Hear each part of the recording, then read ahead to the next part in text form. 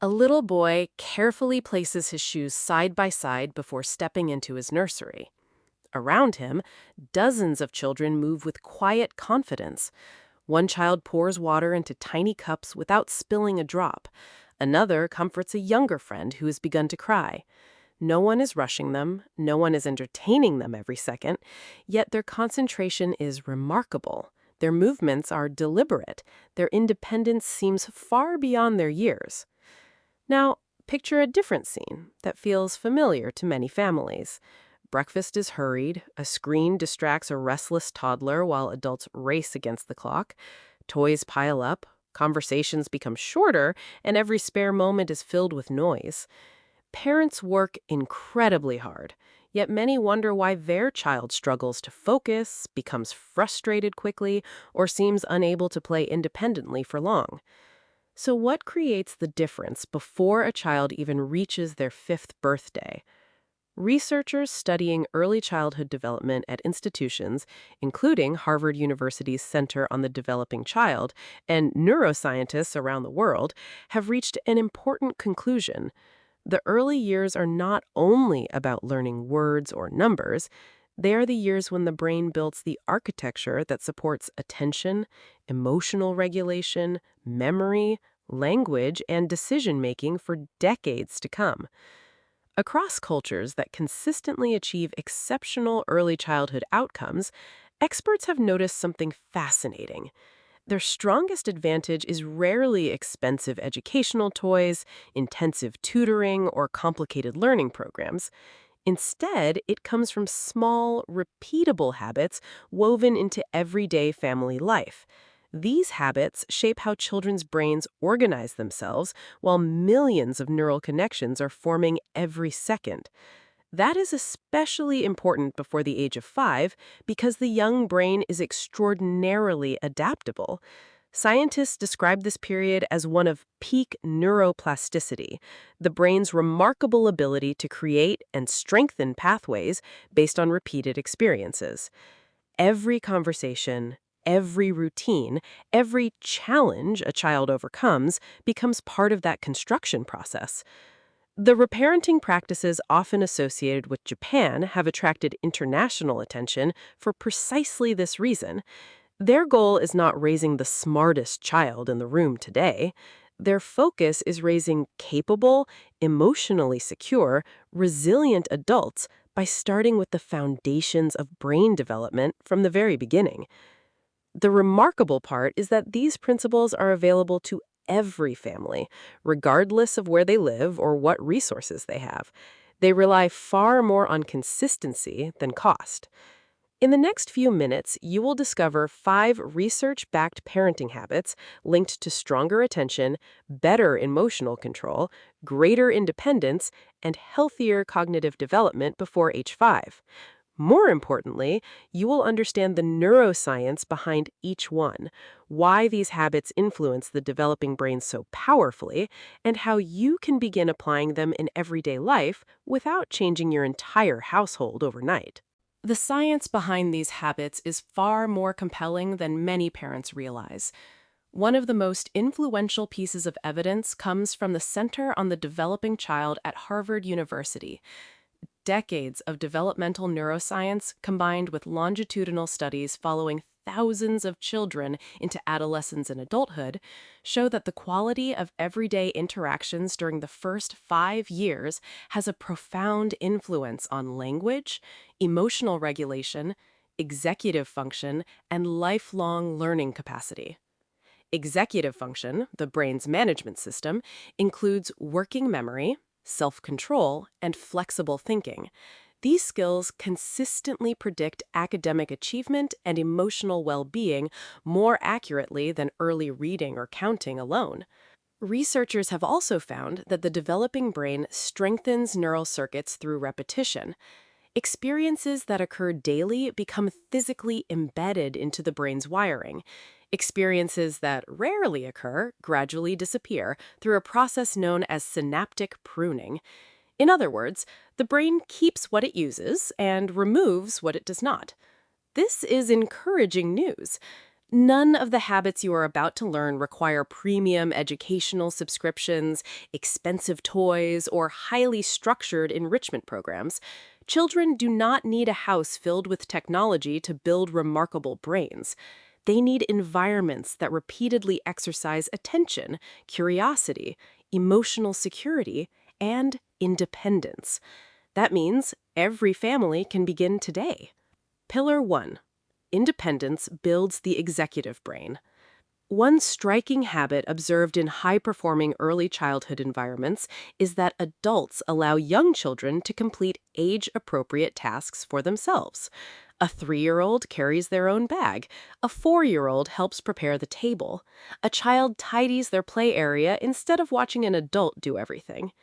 Many parents understandably step in quickly because helping feels efficient. Daily schedules are busy, and completing the task ourselves often seems easier than waiting extra minutes. The developing brain, however, sees those extra minutes differently. Each time a child plans a movement, remembers several steps, corrects a mistake, and finishes a task, the prefrontal cortex becomes more active. This region sits behind the forehead and functions as the brain's chief executive. It organizes attention, controls impulses, solves problems, and supports decision-making. When adults consistently remove manageable challenges, the child loses opportunities to strengthen these executive circuits. Over time, children who rarely practice independent problem solving may become more reliant on adult direction, more frustrated when difficulties appear, and less confident approaching unfamiliar situations. Instead, identify 2 or 3 responsibilities your child can perform every day. Allow extra time. Resist correcting every imperfection. Praise persistence rather than perfection. Independence is not the reward for growing up. Independence is the exercise that helps the brain grow. Pillar 2. Predictable routines create emotional safety. Another powerful habit is the remarkable consistency of daily routines. Meals happen around similar times. Bedtime follows familiar steps. Transitions are anticipated rather than rushed. Young children begin recognizing patterns long before they understand clocks. Many modern households operate according to changing schedules. Bedtimes shift, meals move depending on the day, activities constantly interrupt family rhythms. Although flexibility is sometimes unavoidable, chronic unpredictability places greater demands on a young child's developing stress response system. The brain constantly asks one silent question: is this environment predictable? When routines remain stable, cortisol, the body's primary stress hormone, stays better regulated. Lower chronic stress allows the hippocampus, which plays a central role in learning and memory, to develop under healthier conditions. Stable routines also reduce the mental effort children spend guessing what comes next, freeing attention for exploration and learning. Without predictable rhythms, some children become more anxious, emotionally reactive, or resistant during transitions because every change feels uncertain. Create a sequence rather than a schedule. For example, tidy away toys, wash hands, share a story, brush teeth, lights out. The exact clock time matters less than repeating the same order each evening. Routine is not restriction. Routine is reassurance for a developing brain. Pillar 3. Deep human conversation builds the language brain. One of the most powerful differences observed in research-backed early childhood environments is not how much adults talk to children, but how they talk with them. Instead of giving rapid instructions all day, come here, finish your lunch, put that down, adults create frequent moments of genuine conversation. They pause, they wait, they allow the child to think before answering. Even very young children are treated as active participants in communication rather than passive listeners. Many households are filled with words, but surprisingly little dialogue. Televisions remain on in the background, phones interrupt conversations. Adults often answer questions before children have time to search for their own words. Neuroscience shows why this matters. Back and forth conversation strengthen networks connecting the brain's language centers, including Broca's area, which supports speech production, and Wernicke's area, which helps children understand language. At the same time, these exchanges reinforce working memory and attention because children must listen, process, remember, and respond. Researchers have repeatedly found that responsive conversation predicts stronger vocabulary, reading readiness, and cognitive flexibility years later. When meaningful conversation is replaced by constant passive entertainment, the brain receives information but practices far less active thinking. Language becomes something the child hears rather than something they build. Create daily opportunities for slow conversation. Ask open questions instead of questions with one correct answer. What do you think will happen if we plant the seed? How did that make you feel? What could we try differently next time? Allow silence. Children often need several seconds to organize their thoughts. Those quiet moments are not empty. They are periods of intense brain activity. Conversation is not background noise. Conversation is brain construction. Pillar 4. Purposeful play shapes problem-solving networks. Many adults see play as a break from learning. Developmental scientists see the opposite. Purposeful, child-led play is one of the brain's most sophisticated forms of learning during the early years. Children who spend time building towers, sorting objects, pretending to cook, creating imaginary worlds, drawing, stacking blocks, or inventing games are exercising multiple brain systems simultaneously. In many families, there is understandable pressure to fill every spare moment with organized activities, educational apps, or adult-led lessons. The intention is positive, giving children every possible advantage. Yet, when every activity has predetermined instructions, children have fewer opportunities to develop original thinking. During open-ended play, the prefrontal cortex plans actions, the parietal lobes process spatial relationships, the cerebellum coordinates movement, and neural networks responsible for creativity connect previously unrelated ideas. Children also learn persistence. A tower falls. They rebuild it. A puzzle feels difficult. They try another strategy. These repeated experiences strengthen resilience far more effectively than constant success. When opportunities for imaginative play become limited, children may rely heavily on external entertainment and become less comfortable solving problems independently. Protect uninterrupted periods of play each day. Offer simple materials rather than highly structured toys that perform every action automatically. Blocks, paper, cardboard boxes, household objects, dolls, and natural materials often stimulate richer thinking than complex electronic devices. Resist directing every moment. Allow your child to become the inventor of the game. Play is not a pause in learning. Play is the laboratory where the young brain experiments. Pillar 5. Emotional regulation begins with the adult brain.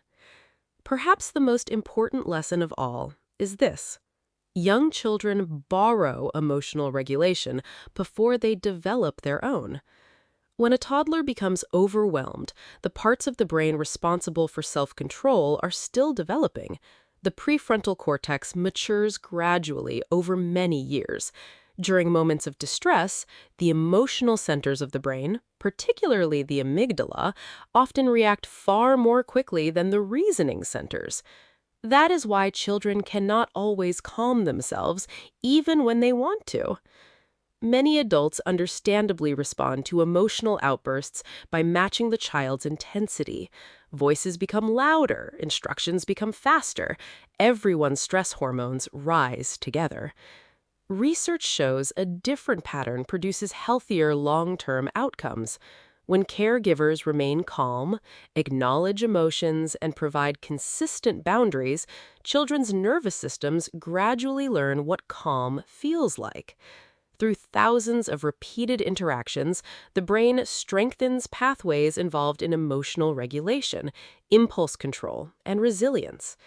This process is sometimes called co-regulation. Your calm becomes the model the child's brain slowly copies. If emotional moments are consistently met with fear, unpredictability, or overwhelming reactions, children may remain in a heightened state of stress for longer periods, making learning and problem solving much more difficult. The next time your child becomes frustrated, begin with regulation before correction. Lower your voice, maintain gentle eye contact, name the feeling. I can see you're upset. Wait until the emotional storm begins to settle before teaching the lesson. Children remember how adults made them feel long before they remember the exact words that were spoken. Calm is not giving in. Calm is teaching the brain how to recover. By this point, a clear pattern begins to emerge. None of these habits depend on wealth, expensive resources, or extraordinary parenting talent. Together, they form a connected system. Independence strengthens executive function, predictable routines reduce unnecessary stress, rich conversation builds language networks, purposeful play develops creativity and problem solving. Calm relationships shape emotional regulation. These are not isolated parenting techniques. They are daily experiences that gradually become the architecture of the developing brain. Encourage age-appropriate independence every day.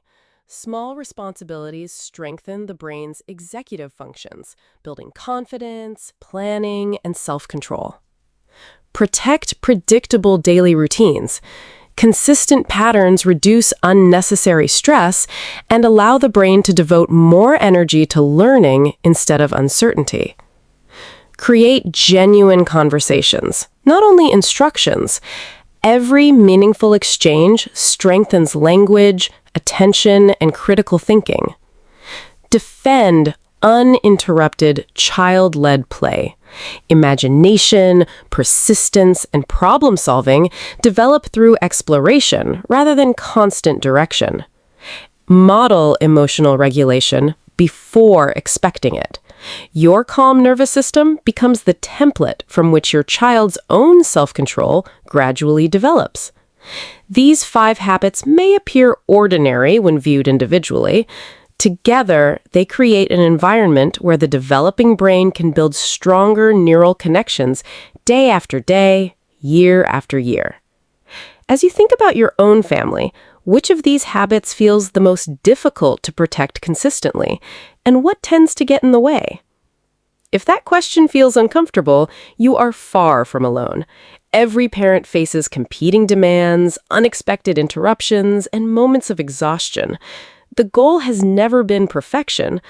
Children do not need flawless parents. They need adults who return, reconnect, and repeat healthy habits often enough for those experiences to become part of everyday life. Remember this whenever you begin to doubt yourself. Your child is not shaped by one difficult afternoon or one missed bedtime routine. Their brain is shaped by thousands of ordinary moments repeated with warmth, patience, and intention. Every shared meal, every bedtime story, every encouraging conversation, every opportunity to solve a problem independently is another brick in the foundation of the person they are becoming. If you found this research valuable and want more evidence-based guidance on raising confident, emotionally healthy children, consider subscribing and sharing this video with another parent or caregiver who may benefit from it. The more families who understand how the early brain develops, the more children can grow up with the support they deserve. In our next video, we'll explore a question that surprises many parents. Which everyday habits may quietly weaken a child's attention span before they even start school? And how can you recognize them before they become lifelong patterns?